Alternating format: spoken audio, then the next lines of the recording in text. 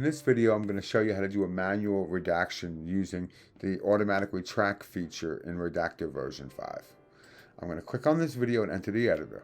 Today we're going to manually redact our coworker here, Kevin. To do a manual redaction, just pause when the item is on screen.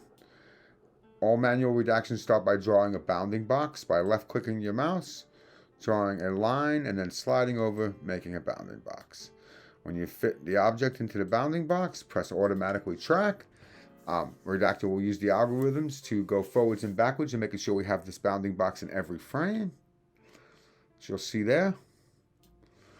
All right, and then I'm going to render and export.